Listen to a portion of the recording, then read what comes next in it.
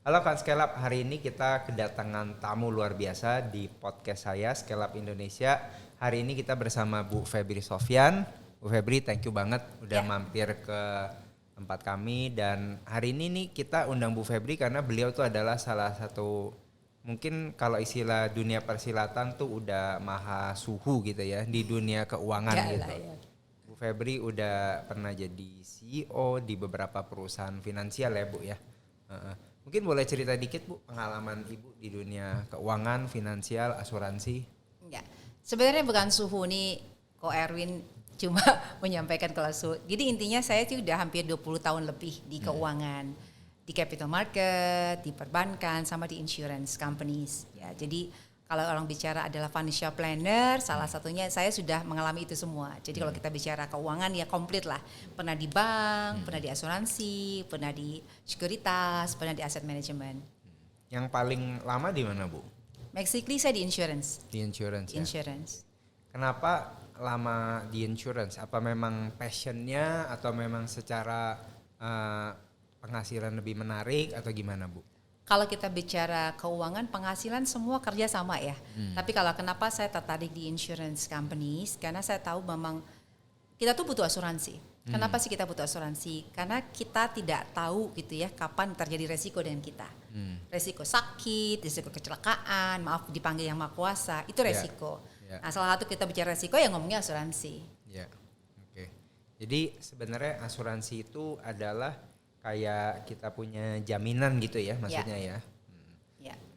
Nah selain dari segi profesional, dulu kan saya ingat tuh ya pas kita ke China dan pas waktu saya ikut seminar nih Bu Febri soalnya yang bangunin kita pagi-pagi nih suruh lari gitu.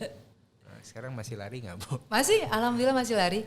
Jadi yang tadi bilang resiko ya, kita ngomong asuransi nih Kak Erwin. Kalau ngomong asuransi itu kan proteksi. Proteksi itu ya namanya kan menjaga sesuatu tidak terjadi salah satu resiko. Nah, salah satu ya apa yang saya lakukan hidup sehat. Berusaha hidup sehat lah. Dengan melakukan yang olahraga rutin, ya mau jalan sehat, mau lari sehat. Pokoknya olahraga lah yang penting. Terakhir tuh kita ketemu di BTN Jakim ya? Ya. Itu half marathon waktu itu? Enggak, 10K. Oh, 10K. Karena kan saya nggak persiapan waktu itu Win. Jadi kebetulan memang saya last minute, tadi mau HM. Oh, iya. Cuma karena persiapannya nggak takut cedera, akhirnya saya ikut 10K aja. Oke, next race kemana Bu? Hah? Race berikutnya? Saya ikutin Ko Erwin aja. Ya. Oke, nah kita balik lagi nih ke topik. Nah, Bu Febri, jadi selama kerja di perusahaan asuransi waktu itu, apa aja sih sebenarnya isu atau tantangan-tantangan yang Bu Febri tuh hadapin gitu selama kerja di perusahaan asuransi itu? Sebenarnya kan kalau kita tahu, tadi saya bilang tadi kan asuransi itu kan proteksi ya. Yeah. Jadi yang memang sangat bukan sulit sih sebenarnya, agak membuat kenapa tidak berkembang mengenai asuransi di Indonesia khususnya gitu ya, edukasi. Rata-rata beli asuransi karena mohon maaf karena agenda temennya gitu ya, karena dibeli oleh perusahaan, dibeli asuransi perusahaan yang beliin, atau sahabat, atau bantu teman anak gitu, banyak sekali. Tapi kan bukan karena butuh. Nah, itu yang sangat penting buat kami pelaku asuransi atau pelaku keuangan menyampaikan kenapa sih kita butuh asuransi gitu. Karena kayaknya di Indonesia tuh di Asia Tenggara sendiri sebenarnya persentasenya masih salah satu yang paling besar negara yang underinsured ya. Oh iya, sebenarnya. kecil sekali. Below 5, kecil sekali. 5% ya. Ya, kalau kita bicara ya tadi edukasi. Kita bicara edukasi bukan hanya ngomong asuransi. Kalau kita lihat memang kan kalau kita Indonesia ini memang intem pendidikan masih jauh sekali ya. Yeah. Ya, kalau kita bicara, nah itu bahas bukan masalah asuransi aja. Masalah edukasi kurang, apalagi kita ngomong asuransi. Asuransi orang bilang, aduh ngukurin kita maaf ya, ngukurin volume mati, ngukurin apa, nah, itu kan resiko. Padahal sebenarnya asuransi itu memang menghadapi suatu resiko yang pasti terjadi yang tidak kita ketahui kapan itu terjadi. Nah itu justru asuransi harus hadir, harus kita sampaikan kenapa kita butuh asuransi. Nah itu sangat sulit, makanya regulator meyakinkan para pelaku asuransi bisnis itu menyampaikan kepada masyarakat bagaimana sih kenapa kita harus butuh asuransi. Kalau di Asia Tenggara sendiri sebenarnya Indonesia peringkat keberapa ya? Kalau di nomor 1 pasti Singapura ya, pasti ya. Kalau mau bicara Asia ya. Iya Asia. Ya. Sebenarnya kalau kita bicara malah kita kalah dengan Vietnam. Tadinya Vietnam tuh jauh sekali. Vietnam tuh sekarang udah mulai. Tadinya kan kita bicara ada Malaysia dulu ya. Kalau kita saya dulu pertama kali belajar asuransi itu di Malaysia nomor 1. ya. Jadi kalau kita bicara trainer pasti dari Malaysia. Kalau bicara Asia, Singapura tuh baru belakangan ya. Nah, lambat laun muncul tuh tadinya Indonesia udah mulai, tapi Vietnam pun udah mengalahkan kita sekarang. Berarti sebenarnya kalau bagi para agen-agen asuransi ya yang dengerin ini ya, berarti sebenarnya marketnya itu sangat besar sekali ya di Indonesia ya. Confirm potensinya luar biasa. Tapi balik lagi, kita tahu ya saat ini orang tahu informasi dari mana? Sosial media. Ya. Apapun, mau makanan, mau kita tahu tempat wisata, bicaranya adalah itu di sosial media. Ini konten-konten gini bagus banget nih Pak Erwin. Jadi bahwa bagaimana kita menyampaikan kenapa sih orang butuh asuransi. Nah, dalam meyakinkan kalau saya lihat sekarang market agen kenapa banyak meningkat pembelian itu karena mengedukasi di TikTok atau di Instagram atau di Facebook. Dari mana? Dari testimoni. Karena terjadi ada kasus tinggal beli asuransi akhirnya oh iya sadar ternyata saya emang butuh asuransi, bukan karena saya nolong teman beli agen asuransi tapi karena saya butuh asuransi. Gitu. Oke. Nah sebenarnya nih ini fakta atau mitos nih bahwa asuransi itu sebenarnya cuman untuk orang yang sudah sakit gitu atau malah sebaliknya sebenarnya? Mitos ya. Harusnya adalah orang harus butuh asuransi, jangan bukan karena sakit. Yang saya bilang tadi. Yang pasti itu kan ketidakpastian, benar nggak Win? Betul. Yang pasti itu tidak kepastian. Tidak kepastian seperti apa? Yang saya bilang tadi resiko. Ada yang tahu nggak? Maaf, Pak Erwin tiba-tiba besok sakit, nggak tahu. Ada. Itu yang tidak pasti kan? Kapan kita sakit? Kapan kita kecelakaan? Kapan kita dipanggil yang Maha Kuasa? Kita nggak ada yang tahu. Tapi udah pasti. Semua orang pasti dipanggil sama yang di atas. Pasti dipanggil oleh Tuhan. Kapan usia kita panjang lebar kita nggak tahu. Berarti kan tidak pasti ya. Pasti nggak orang sakit, pasti kalau nggak hidup sehat, kalau nggak menjaga kesehatan, kalau mohon maaf lifestyle-nya nggak bagus, pasti mungkin dia batuk atau sakit mah atau sakit apapun, itu yang terjadi. Nah untuk menghindari itu, untuk mengatasinya kita bukan menghindari ya, tapi meminimalisasi terjadi itu. Gitu. Nah tapi kan masalahnya nih ya di Indonesia ya, selain pendidikannya kurang, nah penghasilan kan juga nggak tinggi ya dibanding bahkan kita ngomong di Asia Tenggara sendiri. Kita masih di bawah Singapura, nggak usah ngomong. Kita masih di bawah Malaysia. Mungkin kalau sama Thailand kita mungkin head to head ya. Kalau Brunei kita juga kayak di bawahnya gitu. Jadi orang kan dalam pikiran mereka bahwa Bu Febri asuransi itu mahal gitu loh. Apalagi para pejuang UMR gitu kan maksudnya. Nah jadi bagaimana sih bisa menyikapi itu bahwa orang itu mikir kayak nggak usah asuransi lah gitu. Atau sekarang kan juga bahkan dari pemerintah kan udah kasih BPJS kan gitu kan. Nah, apakah asuransi itu segitu pentingnya kah terutama buat orang-orang yang mungkin mohon maaf penghasilannya mungkin UMR bahkan di bawah UMR gitu. Sedangkan mereka udah dapat dari pemerintah ya kasih BPJS gitu. Gimana tanggapannya? Nah, tadi yang saya bilang tadi, sebenarnya asuransi ini kita menyambung ada stepnya Win, yang edukasi. Sebenarnya asuransi nggak mahal, dipikir mahal sebenarnya tidak. Sebenarnya bisa dicicil. Kan ada yang bayar bulanan itu satu melalui agen asuransi misalnya. Sebenarnya bisa beli melalui marketplace. Kalau kita lihat di marketplace ya, kalau kita ngomong marketplace ada jual asuransi minimal cuma 50.000, 10.000 ada. Cuma tidak tahu informasinya dari mana. Contoh ada yang jual asuransi hanya cuma bayar 10.000 sebulan dapat cover X rupiah, itu ada Win. Jadi nggak melihat bayar setahun 100 juta, 20 juta atau puluhan juta. Sebenarnya puluhan ribu pun bisa cover asuransi. Tapi asuransi kategori seperti apa?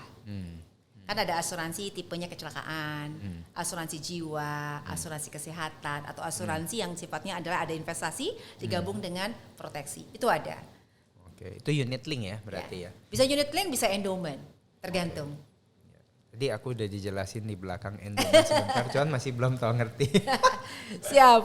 Nah, tapi kalau menurut Bu Febri ini sebenarnya buat orang Indonesia, let's say lah misalnya gaji orangnya misalnya 5 juta lah, 4 sampai 5 juta gitu. Bare minimumnya itu mereka harus punya asuransi apa? Ini kita ngomong single dulu nih, single. Single. Di balik sebenarnya statementnya Win, jangan lihat punya uang berapa. Tinggal dibalik. Kita ini namanya tadi asuransi kan mengcover suatu resiko. Contoh gitu ya, misalnya resiko. Saya bisa dengan Ko Erwin gitu ya. Kalian banyak boleh tahu kira-kira tiap bulan punya pengeluaran berapa? Misalnya X rupiah. Kalian bilang, saya setiap bulan mengeluarkan uang 5 juta nih, misalnya ya. 5 juta untuk apa? Untuk uang sekolah, cicilan rumah, cicilan mobil dan apa-apa semuanya gitu. Mohon maaf Ko Erwin, kalau terjadi resiko terjadi oleh Ko Erwin, itu yang bayar cicilan siapa? Kan gitu dong. Nah, dibalik sebagai konsultan asuransi atau agen asuransi, dia akan menyampaikan sebagai konsultan. Oh, dengan adanya pengeluaran setiap bulan terjadi itu adalah kalau terjadi resiko Ko Erwin kalau sakit misalnya mohon maaf atau terjadi sesuatu, maka ini tetap terjadi. Nah, diulang dibalik. Kalau memang terjadi resiko itu di cover dengan asuransi yang mengcover diberikan kepada ahli waris tersebut, maka muncul premi sekian. Jadi yang benar seperti itu. Jangan dijual, oh saya cuma bisa sebulan 5 juta gitu. Padahal sebulan 5 juta uang pertanggungan hitung ya. Asuransi itu sebegini. Bayar 1 juta bisa dapat puluhan juta. Bayar 10 juta bisa keluar 100 juta. Jadi dibalik bukan saya harus berapa, tidak. Dilihat dari mana kita lihat konsultasi berapa pengeluarannya, kira-kira terjadi resiko apa. Sama orang bilang asuransi itu kayak ahli waris. Ya. Jadi kalau terjadi sesuatu dengan saya untuk mengcover anak saya untuk sekolah ke luar negeri, sekolah kemana kira-kira butuh biayanya berapa. Kita hitung nanti. Ada kalkulator keuangannya. Tapi kalau misalnya itu kan tadi Febri ngomong nih kalau asuransi jiwa ya.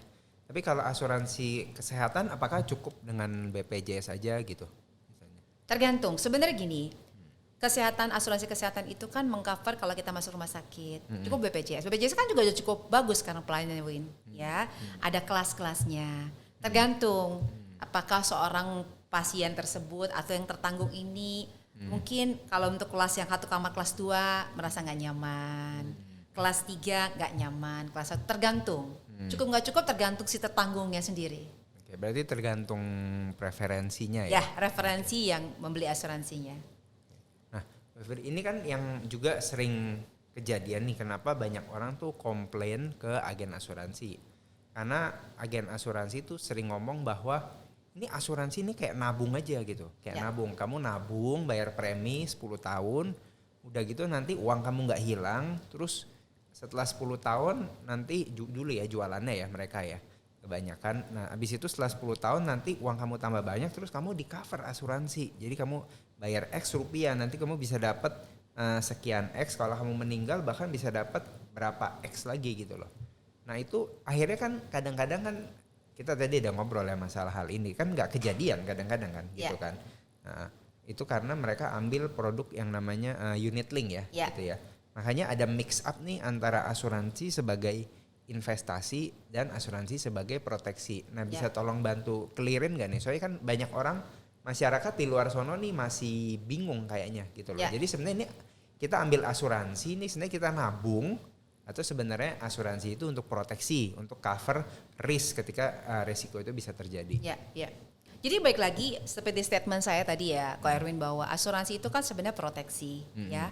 Mengcover biaya yang terjadi terjadi resiko dengan kita. Resiko apa? Resiko sakit, resiko meninggal atau kecelakaan.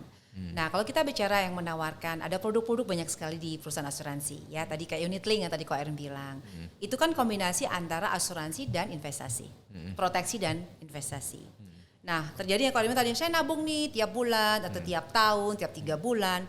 Pas suatu klien kenapa nggak ada uangnya?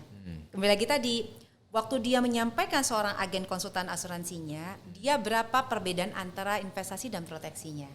Contoh misalnya ya, unit link. Dia mau kombinasi antara 50-50. Investasinya 50, proteksinya 50. Contoh dia sebulan 10 juta, saya ngarang aja ya, 10 juta. Maka 5 juta untuk investasi, 5 juta untuk proteksi. Nah proteksi akan dihitung berdasarkan usianya. Misalnya usianya adalah 30 tahun, dapat misalnya adalah sumnya 50 juta, saya ngarang aja, atau 100 juta. Tergantung apakah laki-laki atau perempuan.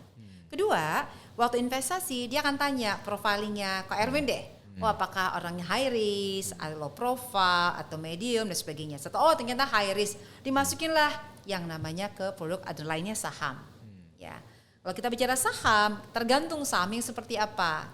Ya, itu muncul. Kita lihat lagi. Nah, kadang-kadang informasi itu nggak nyampe. Ya, ternyata dia masukin saham. Berdasarkan kita adalah past performance sebelumnya nih Pak, kita menghasilkan adalah 3% atau 30% misalnya. Kalau misalnya 5 juta, berdasarkan perkembangan 30%, uangnya jadi sekian. Yang mana uang yang disampaikan investasi 5 juta tadi, kalau kita nabung setiap 3 tahun atau 3 bulan adalah 5 juta, bisa mengcover tuh, bisa menjadi 10 juta. Yang mana tahun depan ibu atau bapak nggak usah bayar premi lagi, karena preminya dari investasi yang 5 juta tadi. Tapi alhasil market kita nggak bisa yang namanya Betul, prediksi. betul. Market anjlok gitu ya. Yang mana tadinya uang 5 juta berubah.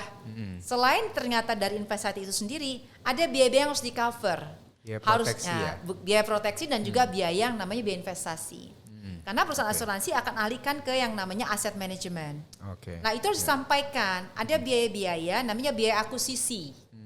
Ada biaya proteksi. Nah biaya akuisisi ini ada biaya akuisisi bagaimana investasi ini diinvestasikan ke underlying, apa itu saham, apa itu kan namanya obligasi dan sebagainya. Nah harusnya sebagai agen itu menyampaikan, Pak dari 5 juta ini memang berdasarkan past performance itu akan naik sekian persen. Portfolionya akan naik ada namanya return atau ya 30%. Itu berdasarkan past performance ya. Tapi dengan market begini, yang penting 5 juta ini ada biaya pertama setiap bulan ada sekian persen, sekian juta, yang mana 5 juta ini pasti ada biaya yang berkurang dari biaya akuisisi dan biaya proteksi. Nah itu harus jelasin. Tapi betul Pak Erwin, kadang-kadang memang nggak nyampe tuh ilmunya. Kita setiap agen asuransi, kita sebagai pelaku asuransi, manajemennya menyampaikan setiap agen asuransi sebelum dia ke lapangan, bertemu dengan customer atau klien, mereka harus training dulu. Training bagaimana menyampaikan, bagaimana filosofi asuransi itu sendiri, itu harus clear.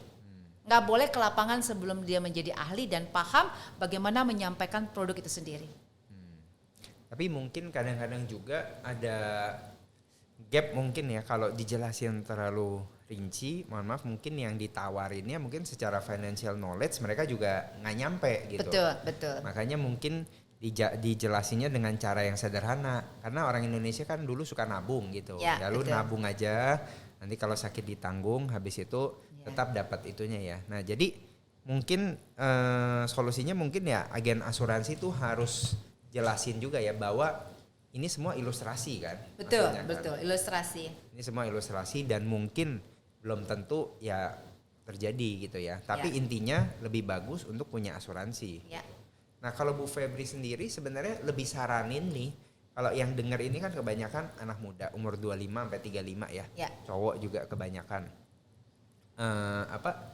Sebenarnya lebih bagus mereka ambilnya yang unit link, ada investasi dan proteksi, atau mereka ambil proteksi aja Bu? Kalau saya secara pribadi ya, saya sebagai pribadi menyarankan jangan menggabungkan antara investasi dan proteksi. Ya, jadi kalau mau tujuannya di investasi, beli produk investasi. Tapi kalau mau proteksi uang pertanggungannya besar, ya beli produk asuransi. Dikombinasikan.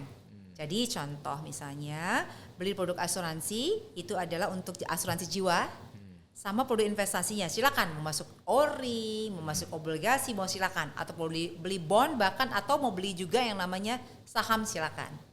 Tapi ada yang gini nih, aduh saya nggak ngerti, saya nggak mau ribet gitu. Boleh. Tapi saran saya tergantung tujuannya apa. Tujuan tadi kalau Karin bilang, saya nggak mau uangnya hilang, saya tetap mau proteksi. Boleh-boleh aja unit link, tapi dilihat profilingnya seperti apa dan disampaikan. Ya tadi ilustrasi. Jadi ilustrasinya adalah berdasarkan ilustrasi yang performance sebelumnya. Nanti ke depan seperti ini, simple dan nabung. Dengan nabung ada X rupiah setiap bulan atau setiap tahun. Ilustrasi seperti ini loh. Tapi resikonya pasti ada. Gitu. Itu sampaikan singkat. Tetap nabung. Tapi balik lagi tergantung tujuan si klien itu seperti apa. Oke. Ya. Jadi ini buat kawan Scale Up dengerin ya. Tadi Bu Febri udah jelasin. Jadi biar lain kali itu nggak ada salah paham. Jangan pikir bahwa kalau kita nabung unit link, habis itu tiba-tiba berlipat-lipat gitu ya. Jadi beggar udah gitu sakit ditanggung. Ya kadang-kadang nggak seperti itu gitu. Selalu ada resikonya. Jadi harap pelajarin produk yang ditawarkan oleh agen asuransi manapun dengan teliti. Dan juga buat para agen asuransi, ini kan kemarin banyak yang serang Ko Erwin. Wah ini pasti bikin gini biar orang gak percaya asuransi. Bukan. Tapi justru itu kan nyadarin orang ya tentang asuransi dan juga untuk dapat edukasi yang sebenarnya tentang asuransi.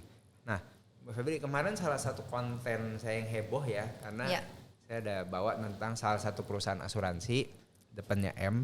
Nah katanya nggak boleh sebut nama. Nah dia ada orang meninggal, tapi setelah itu didapetin akhirnya dia itu hipertensi ya. Dia hipertensi akhirnya nggak dikasih klaimnya gitu loh. Nah jadi Bu Febri boleh komen sedikit nggak mengenai kasus ini sepengetahuan Bu Febri aja. Oke, gini. Kalau kita bicara ngomong klinis atau penyakit gitu ya, hipertensi itu tidak mungkin terjadi tiba-tiba. Hipertensi itu biasanya sudah lama dijangkit oleh seorang. Ya, apakah dari muda gitu ya. Hipertensi itu nggak bisa sembuh. Setahu saya. Jadi dia minum obat atau bisa dikurangi. Ya, bisa di manage saja. Dia udah kayak diabetes kan. Makanya saya bilang tadi dikurangi. Jadi tidak akan sembuh. Ada orang akhirnya dia bisa tidak minum obat dengan dia mengatur gaya pola makan. Ya. Tapi kalau dia mengatur pola makannya salah lagi, akan timbul lagi hipertensi. Nah, waktu kita beli asuransi, kita ada formulir yang diisi kan. Apakah Anda pernah penyakit ini sebelumnya? Gitu. Apakah tidak? Nah, di asuransi ada namanya pre-existing condition. Apa tuh pre-existing condition? Penyakit-penyakit yang sudah ada 12 bulan sebelum kita beli asuransi, itu nggak di-cover biasanya di asuransi. Karena kan fair enough gini. Erwin beli asuransi sebulan 1 juta misalnya ya. Tapi terjadi klaim bisa 100 juta loh. Bisa 1 M bahkan dibayar oleh asuransi. Itu asuransi. Asuransi itu kayak semacam kayak arisan. Bayar 1 juta bisa dapat 100 juta. Tapi arisannya segambreng ya? Ya, segambreng. Yang dapat 100 juta ini yang terjadi resiko. Atau yang namanya muncul kan gitu. Ya muncul karena Tuhan, karena apa resikonya. Sorry kalau ngomongnya ekstrim.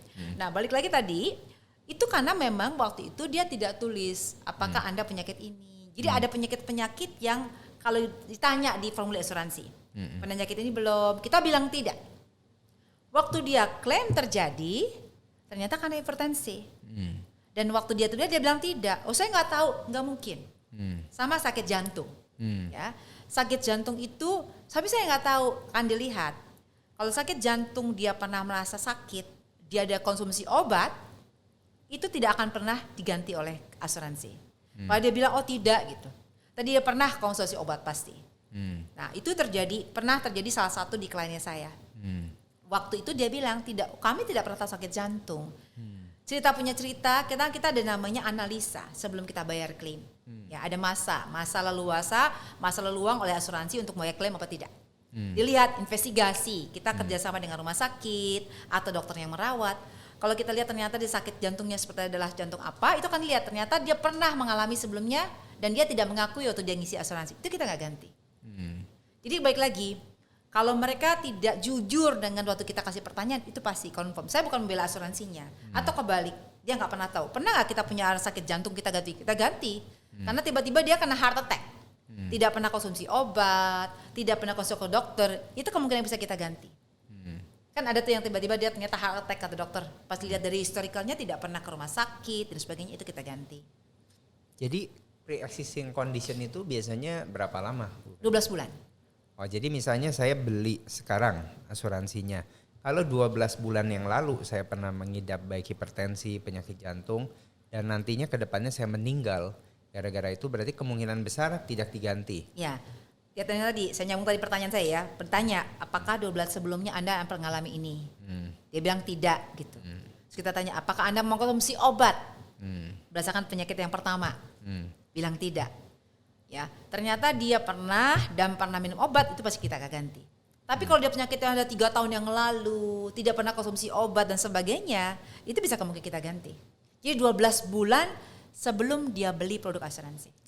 Apakah ini berlaku di semua produk asuransi atau tergantung perusahaannya? Standar sebenarnya 1 tahun. Tapi ada tergantung produk, contoh asuransi kesehatan. Ada yang bilang dia lebih detail nih Win. Penyakit-penyakit ini 1, 2, 3 sampai 12, 15 misalnya. Kalau pernah ada sebelumnya beli produk asuransi, mau itu setahun 2 tahun nggak diganti. Tapi common practice pricing 12 bulan. Nah ini kalau saya nggak salah ya, saya tuh pakai produknya sampai sekarang. Depannya A, tapi kan banyak A asuransi. Nah dia tuh bilang ini lumayan mahal ya, harga barangnya lumayan mahal, setahun hampir berapa ratus juta, 100-an juta. Nah dia bilang nggak usah medical check up. Dan dia bilang kalau meninggal diganti, uang pertanggungannya juga lumayan, sampai berapa M lah gitu. Nah ini memang dia beda praktisnya sama ini, atau untuk produk lebih premium dia ada pengecualian atau gimana? Saya tanya, ada kuesioner yang diisi pasti? Nggak mungkin nggak, pasti ada. Ada formulir yang namanya mandatory field. Jadi field yang harus Ko Erwin isi.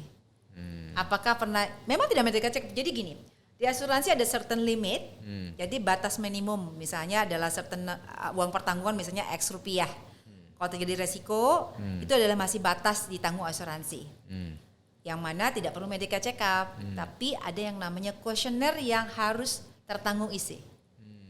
Apakah Anda pernah menyakiti ini sebelumnya? Tidak. Apakah ini? Tidak. Selama ternyata ada resiko, ternyata Anda bilang tidak, ternyata terjadi itu, berarti Anda nggak diganti. Ada produk yang memang tanpa medical check up, confirm ada. Tapi certain number, certain sum insured atau uang pertanggungan, plus ada kuesioner yang pasti calon tertanggung isi.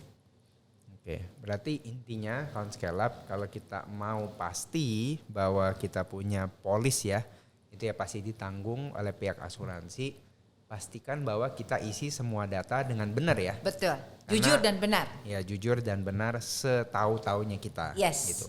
Karena itu kan akan nanti di kemudian hari kalau sampai kejadian, itu bisa berpotensi apakah kita diganti atau enggak klaimnya oleh pihak asuransi. Betul. Nah ini juga ini saya ngalamin ya Bu ya. Yeah. Banyak orang tuh termasuk saya kadang-kadang tuh ada orang ngajak kenalan temen kita lah bahkan gitu ya. Terus nawarin asuransi tuh sampai gimana gitu, sampai akhirnya kalau dia telepon tuh kita sampai takut sendiri gitu. Nah jadi kenapa sih banyak agen asuransi, nggak semua kayak gitu ya, saya banyak kenal juga termasuk Bu Febri, tapi Bu Febri kan levelnya udah tinggi banget. Tapi yang level eksekutor di lapangan saya juga ada kenal yang kelas banget, bagus banget, itu akhirnya kan jadi agen asuransi saya juga kan. Karena dia itu kelas banget, tapi kenapa banyak agen asuransi itu kayak image-nya seakan-akan tuh wah kalau asuransi ini kita jauh-jauh maksa beda. Ya maksa gitu loh. Nah itu kenapa tuh Bu?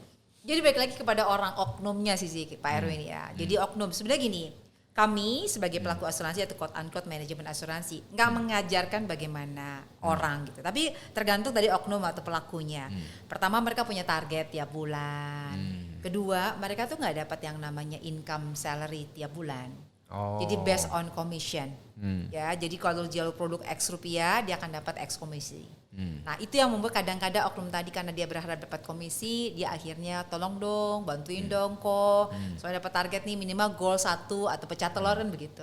Akhirnya kok Erwin, aduh nggak enak, kasihan. Padahal sebenarnya waktu nih calon agen ya atau agen asuransi, cara menyampaikan itu Anda harus yakinkan bahwa Anda harusnya diterima. Begini, calon klien Anda beruntung ketemu dengan Anda. Karena Anda sebagai konsultan ke asuransi. Kenapa beruntung? Karena kalau kita balik nih ke Erwin, kalau kita sakit, ya, kalau kita sakit, yang kita takutin kan orang yang namanya admission rumah sakit bukan? Karena kita harus bayar namanya biaya rumah sakit. Tapi orang asuransi dibalik loh, mereka datang kepada pasien untuk yang namanya membayar klaim. Kalau yang namanya calon klien berpikir, iya benar juga ya.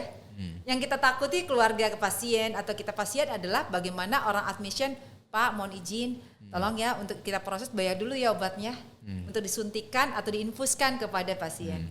Tapi kalau yang namanya pihak asuransi, dia akan datang, kok klaimnya ini ya kita cover ya, kita bantu, kita proses di asuransi. Mana yang paling happy? Ketemu dengan admisi rumah sakit atau agen asuransi? Agen asuransi. That's the point.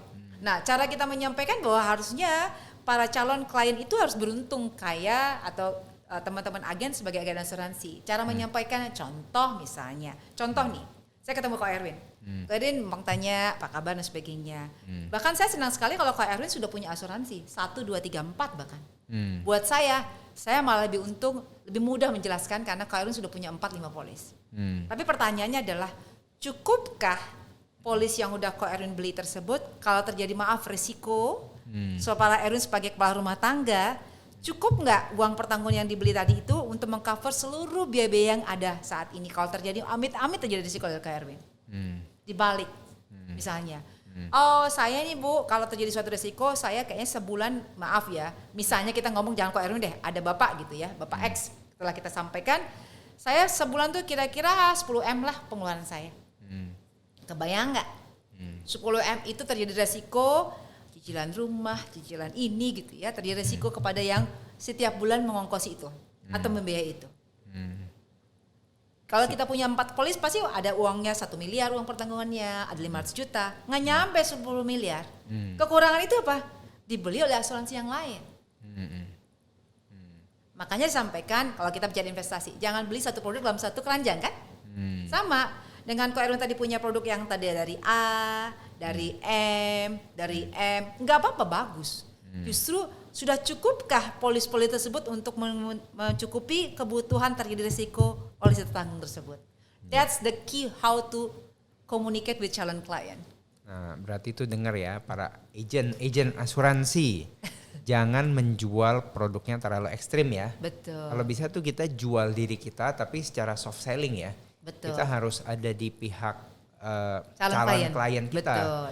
Jadi jangan pikirin wah gue harus tutup goal gue nih bulan ini. Ya memang kita mau gitu ya. Para agen asuransi pasti mau, tapi lebih dulu dahulukan bagaimana kita bisa membantu menjawab kebutuhan klien kita. Betul. Nah terus gimana juga menjawab nih kekhawatiran kalau misalnya nih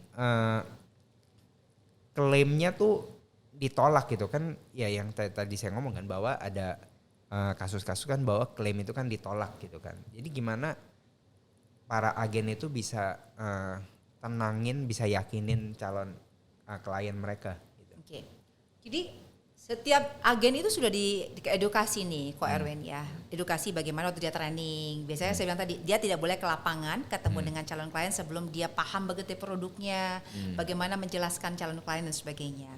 Jadi kita memang selalu mengencourage atau mengajak atau menyampaikan kepada agen kita untuk ketemu dengan kliennya waktu dia kasih polis nih, udah beli polis misalnya ya. Dijelasin, Pak ini ya pengecualiannya. Ini ya kalau dibaca dan bagaimana proses klaim dan sebagainya. Itu pasti dijelasin. Satu. Kadang-kadang memang kalau calon klien gimana mau baca kecil-kecil nih tulisannya gitu kan Kak Erwin. Sebenarnya bukan kecil-kecilnya dilihat karena banyak banget pasal-pasal yang harus dipahami. Makanya saya selalu mengajarkan kepada tim agen penjual tersebut adalah tolong jelaskan waktu memberikan polis, dijelaskan pengecualiannya apa saja gitu. Nah, untuk menghindari itu saya bilang tadi, kita sebaiknya sebelum membeli memahami, mempelajari, dan minimal kita tahu lah. Satu, kedua, kita tanya kepada kalau nanti terjadi suatu klaim kita kemana ya gitu. Makanya pilih juga asuransinya seperti apa, produknya, perusahaannya. Jadi kalau terjadi klaim agennya nggak bisa dihubungi, kita tahu CS-nya mesti kemana, hotline nomornya kemana dan sebagainya. Ya karena kadang ada kejadian juga ya. Aku juga pernah beli asuransi sama temen aku, akhirnya dia nyalek, akhirnya nggak jelas kemana dia.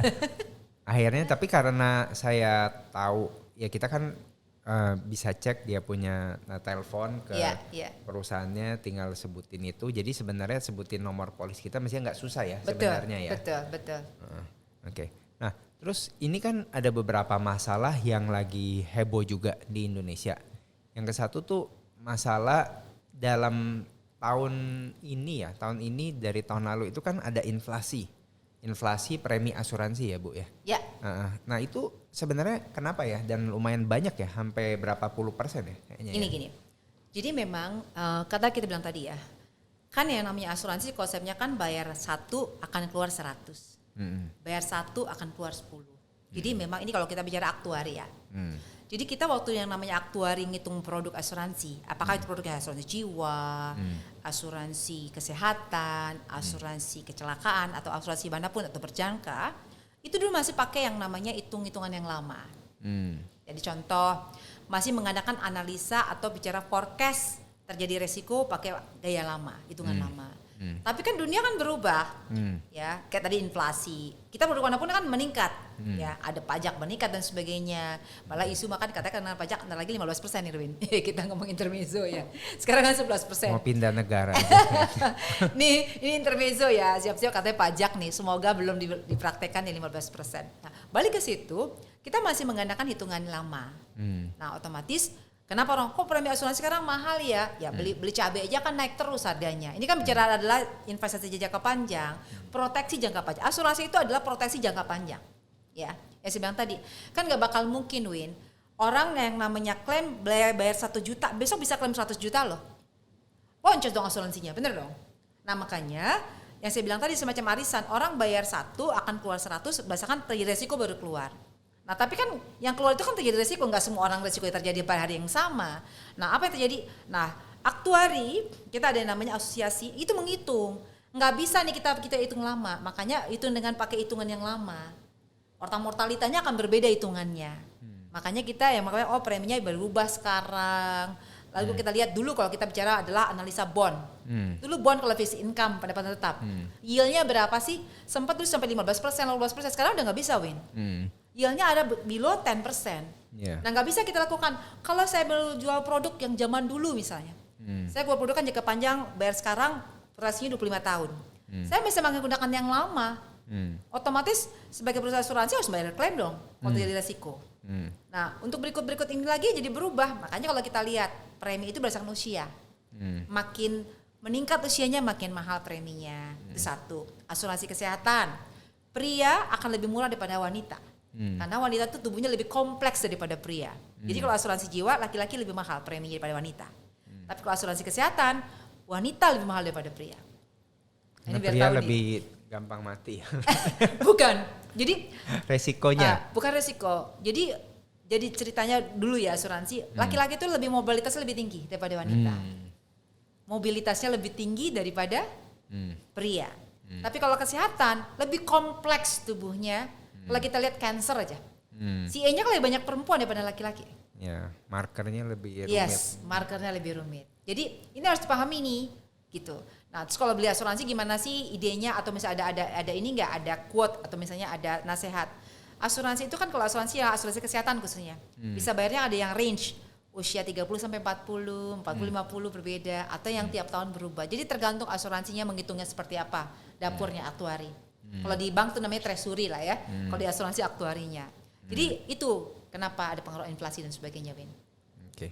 Nah, ini kan kemarin juga di awal tahun atau pertengahan tahun ya yang bikin heboh kan dari DPR lalu OJK kalau nggak salah kan bilang ada on risk tuh ya. Dulu kan nggak ada on risk, sekarang kan ada on risk tapi akhirnya batal ya. Yang bahwa kita harus bayar setiap ke rumah sakit berapa persen ya. Nah itu kan dari dulu nggak pernah ada ya. Kenapa tiba-tiba ada dimunculin itu dari Bu Febri ada komentar? Ya itu tadi. Jadi memang kalau kita di asosiasi ya asosiasi asuransi umum, asuransi jiwa, kita selalu memang berdiskusi dengan regulator atau pemerintah government. Ujung-ujung kita memberikan yang namanya tertanggung kepada calon nasabah kita seluruh Indonesia. Jadi tadi ada on risk. Karena balik lagi jangan sampai juga asuransinya boncos.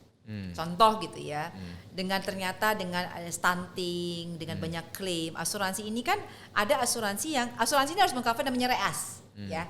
Ada yang namanya tanggung resiko kepada di backup dengan asuransi yang lain, itu asuransi. Ya. Karena banyak seperti itu, banyak klaim otomatis, bagaimana quote unquote banyak asuransi nggak bayar klaim gitu ya, itu masalah oknum ya Win. Jadi masalah mismanagement, ya governmentnya nggak jalan. Jadi apa yang kita lakukan otomatis muncul yang namanya on risk bahwa yang namanya asuransi itu tidak mengcover seluruh yang terjadi biaya. Tapi nggak terima dong calon klien. Kami pun juga pelaku nggak bisa masyarakat Indonesia. Makanya bertahap. Kalau di luar negeri udah ada tuh on risk. Di sini kita belum. Jadi memang tergantung dari memang kapasitas negara itu sendiri. Oke. Tapi kemarin kita ada bikin satu konten juga bahwa ya salah satu nanti ini di tweet aja. Asuransi itulah ya. Salah satu perusahaan asuransi di Indonesia sebenarnya untungnya masih lumayan loh, masih triliunan tuh. Kan maksudnya ini agak ironis sih. Satu sisi katanya nggak ke cover, tapi secara profit tuh sebenarnya mereka masih lumayan gede gitu loh. Bisa sampai triliunan kan, berarti kan masih lumayan gitu. Jadi gini. Mau perusahaan apapun, pertama kalau kita bicara asuransi itu, saya ngomong bicara ada manajemen keuangan nih ya asuransi. Untungnya dia masih peningkatan premi itu sendiri dan juga adalah peningkatan investasi dari premi yang masuk. Quote unquote sebagai asuransi kenapa rugi misalnya ya. Contoh tergantung dia mengcover produknya apa, apakah B2C jadi langsung ke klien atau B2B. Contoh misalnya jual namanya asuransi jiwa kredit. Jadi asuransi itu tergantung channel distribusinya dia mau apakah fokusnya ke agen produk individu, produk yang nama korporasi atau produk yang namanya produk kerjasama dengan third party kayak asuransi jiwa kredit, apakah itu bank dan sebagainya. Beberapa asuransi fokusnya AJK, ya asuransi jiwa kredit, terus rugi. Gini, AJK asuransi jiwa kredit itu ada orang namanya beli rumah atau beli sesuatu di cover oleh asuransi. Kita tahu ya Win, kita pasti terjadi pagi dipanggil resiko yang tadi bilang tadi, maaf resiko meninggal udah pasti. Tapi kita tidak tahu kapan yang terjadi. Nah, asuransi jiwa kredit misalnya 15 tahun, 20 tahun, itu biasanya lamsam di awal. Di asuransinya. Itu yang di cover 15 tahun ke depan terjadi risiko sih tertanggung. Tapi pihak asuransinya waktu dapat premi nggak di-manage dengan benar. Dia masuk ke risky investment ya. Yes, masuk ke reserve namanya, cadangan. Sebenarnya cadangan itu pun diatur di regulator sebenarnya. Premi yang masuk itu ada reserve, cadangan premi. Jadi premi ini tidak boleh digunakan untuk OPEX, operation. Jadi premi yang masuk misalnya ada nasabah bayar 10 juta. Itu ada yang masuk reserve, cadangan premi. Yang mana cadangan ini harus masuk untuk terjadi resiko terjadi oleh tertanggung yang kita semua, contoh kita punya berapa nasabah, itu akan kita bayar klaimnya. Nah, terjadi beberapa quote unquote asuransi tadi nggak siap menggunakan yang lain, yang namanya ya itu adalah mismanagement ya. Nah, itu yang terjadi. Makanya yang tadi bilang, kok ada asuransi masih untung? Ya confirm. Yang Karena mana mereka harus punya reserve itu. ya reserve satu, kedua waktu dia mengatur bagian investasi bener Win. Satu, kedua, ketiga adalah produknya. Kita contoh, mereka ada hitung mortalitas dari asuransi 1.000 meninggal 1. Nah, banyak orang beli produk asuransi jiwanya. Kenapa terjadi karena untungnya? Mungkin asuransi jiwanya lebih banyak asuransi kesehatan. Asuransi kesehatan misalnya, sakit MA, banyak orang sakit MA sekarang. Sakit perut, sakit DBD, banyak sekali karena kita tahu lingkungan kita di Indonesia ini. Artinya orang bayar cuma premi 10 juta, udah klaim 300 juta udah habis duluan. Nah, otomatis kalau dia fokusnya asuransi kesehatan, otomatis duit untuk investasi udah nggak ada. Udah kalah dengan investasi, baru masuk X rupiah, klaimnya X plus YZ. Jadi dia ya harus bikin produk yang bagus. Kenapa bisa untung? Karena dia bikin produk yang sesuai. Diversifikasi lah. Ya, diversifikasi. Oke, make sense. Jadi ya biar para pendengar scale up yang beli asuransi itu tahu juga gitu ya. Berarti sebenarnya nggak salah dong ya kalau kita beli asuransi yang nggak sakit itu bayarin yang sakit ya, bener ya? Iya. Sebenarnya bukan gitu sih. Jadi beli asuransi sama lah kalau mindset tadi arisan, Win. Iya. Kalau arisan itu kan kita tahu kapan kita dapat. Gua nggak mau sekarang deh, besok aja lah. Lagi nggak butuh kan gitu dong. Mindsetnya adalah waktu kita beli asuransi itu kita saat ini kan memang nggak butuh. Butuhnya terjadi risiko nanti. Otomatis saya balik lagi, Pak Erwin.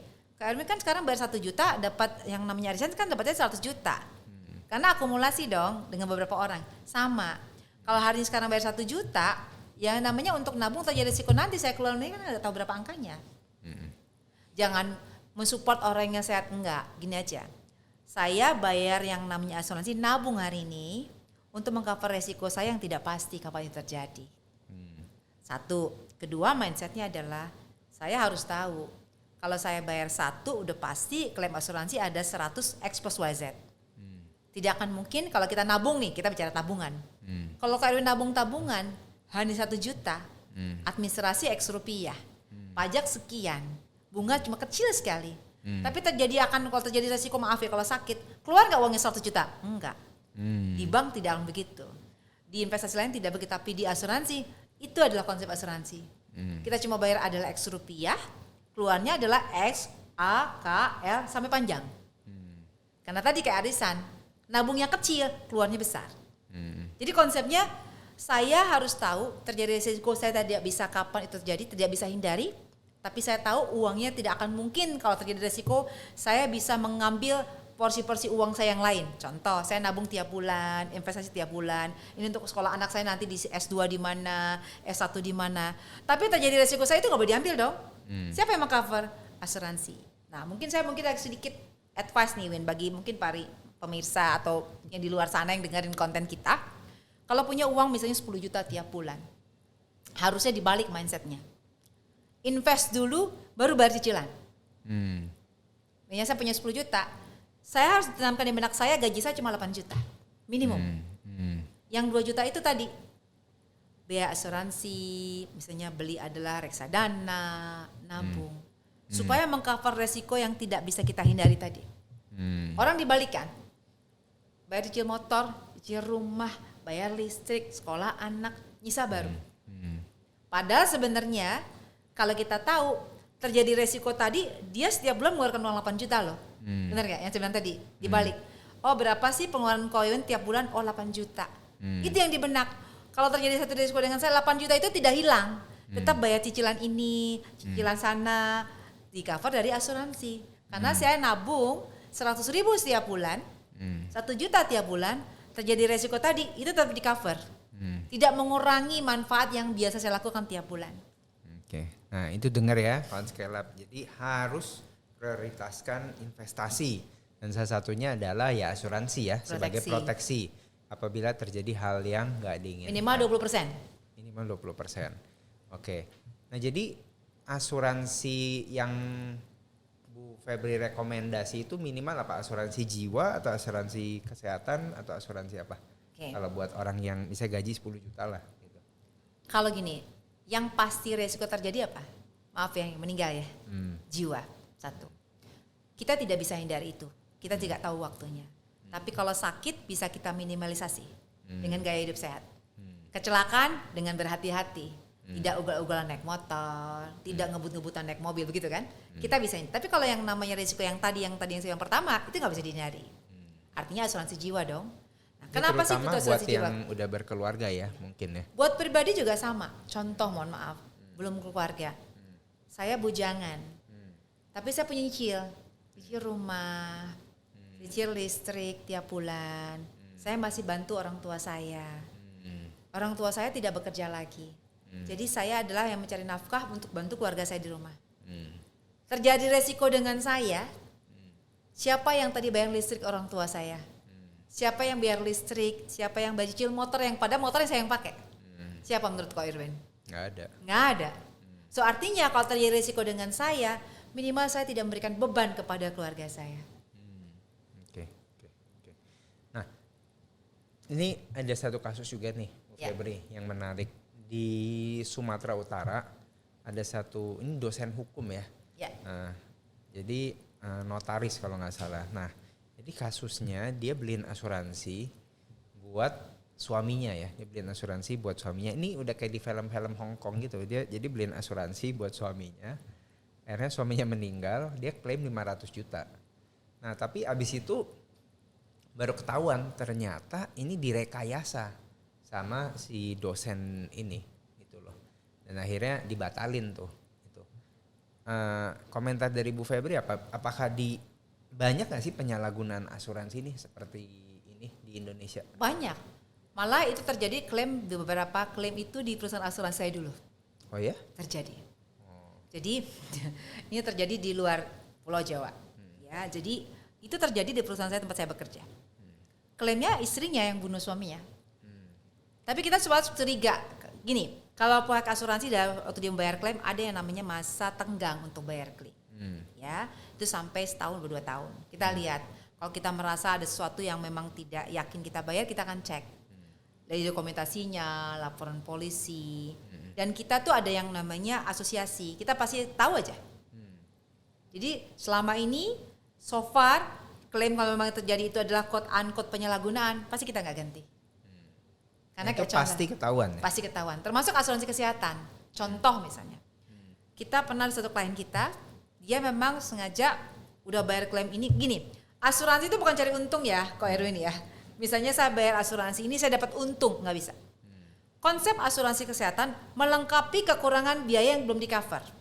Contoh, saya punya asuransi A, saya punya asuransi M, saya punya asuransi A yang lain, saya punya 4 asuransi kesehatan semua. Tiba-tiba saya klaim, ya, klaim adalah X million atau X miliar lah ya. Saya klaim ke misalnya adalah ke A, udah cover 100% 1 miliar, boleh nggak saya klaim ke M? Enggak, double claim. Jadi balik tadi seperti itu. Jadi kita itu adalah yang namanya kita pasti akan link ke asuransi. Kita punya namanya underwriting, bagian klaim kita akan cek. Halo, kayaknya dia punya asuransi ini. Tapi boleh nggak misalnya kwitansi asli udah dipakai di asuransi A, ada kekurangan, total biaya 1M cover cuma 500, kurang 500 kan? Kita boleh nggak klaim? Boleh. Nggak perlu aslinya, legalisir aja. Tapi kita akan cek. Saya akan asuransi M akan cek. Halo A, namanya tertanggung adalah misalnya Pak Banu. Klaim Anda sekian. Oh ya, sekian. Kita akan cover sisanya aja, Win. Jadi bukan dapat 1M plus 1, tidak. 500 di cover lagi 500 di sini. Oke. Jadi sebenarnya paham. Nah, Jadi sebenarnya kalau Bu Ferry misalnya saya pengen ke cover nih ya, misalnya 2 miliar. Lebih bagus saya beli satu polis dengan nilai pertanggungan 2 miliar atau lebih bagus beli 4 polis 500. Lebih mending mana? Tergantung asuransi apa nih? Kesehatan. Oke, kesehatan. Sebenarnya kesehatan tergantung. Kan nggak ada asuransi yang full cover. Asuransi kesehatan tidak pernah meng-cover full. Contoh pasti ada limitasinya, Win. Contoh misalnya dia bilang gini, Pak, asuransi kami ini kami nggak ada batasnya loh. Cuma setahun kita cap 40M, 50M, 1M, 2M. Contoh dia bilang, oh kalau Asia cukup 5M aja ya Pak. Kalau Singapura sama Amerika sekian. Kalau Asia kan gitu ya, ada asuransi ya. Dia ada klasifikasinya. Nah tergantung Ko Erwinnya. Contoh saya sebagai agen harus tanya, maaf Pak Erwin, Bapak suka travelingnya kemana? Bisnis Bapak biasanya kemana? Apakah cuma nationwide? Apakah worldwide? Kalau bilang oh worldwide, oke. Kalau worldwide, kalau Bapak cuma sekian ini nggak bisa. Tapi dengan usia Bapak kayaknya Bapak nggak bisa lebih dari ini. Kita ada cap-nya. Kalau semua orang bebas begitu, boncos asuransinya, Win. Nggak bisa. Ya, tetap ada limitasinya. Contoh misalnya, ini pernah terjadi di klien saya. Kenapa ya? Kalau saya ke asuransi kamu kok umur segini udah medical check up, yang saya tidak. Nah, setiap asuransi ada batas minimum medical check up. Karena tergantung full coverage ini dia. Contoh, suatu asuransi sudah punya klien, dia punya sum insured misalnya ada 1 triliun. Dari nasabah sekian orang. Ada asuransi sum insured mereka cuma baru sekitar ratusan miliar. Ini maaf ya, ini cuma kasih tips sedikit. Carilah perusahaan asuransi yang pertanggungannya cukup besar. Artinya perusahaan itu udah perusahaan besar. Kenapa? Supaya jangkauan klaimnya akan lebih besar. Iya, oke. Thank you banget buat tipsnya. Nah, ini ada satu pertanyaan terakhir sebelum kita tutup. Nah, ada kasus sebaliknya.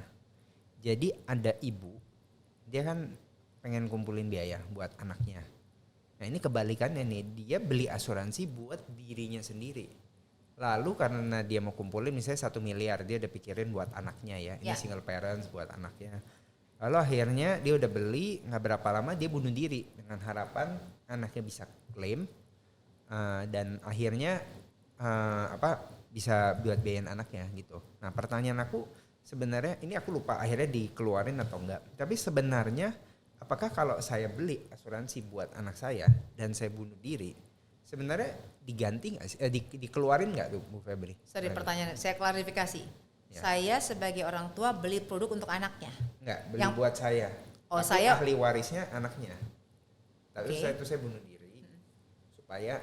Kalau ketahuan sampai dia ketahuan bunuh diri nggak dikeluar. Oh, pokoknya kalau asuransi bunuh diri nggak diganti ya? Nggak diganti. Oh. Tapi ada asuransi jiwa. Ini intermezzo ya. Setelah tahun kedua bunuh diri boleh. Oh. Udah berjalan 2 tahun. Ya. Produk asuransinya setelah 2 tahun boleh bunuh diri. Oke, ini kita nggak spill di sini. Nanti Bu Febri ini kan konsultan finansial ya. Nah, nanti aku kasih link IG-nya kalau yang tertarik DM langsung Bu Febri. Fee-nya aku nggak tahu ya, nego sendiri. Ya. Oh, jadi ada ya asuransi itu ya. Menarik. Oke. Nah, jadi ini aku rekap sedikit bahwa sebenarnya asuransi itu yang pertama pastinya bukan buat cari untung ya. Dia bukan investasi. Jadi itu klarifikasi dulu. Jadi asuransi itu adalah proteksi ya Bu ya. Ya.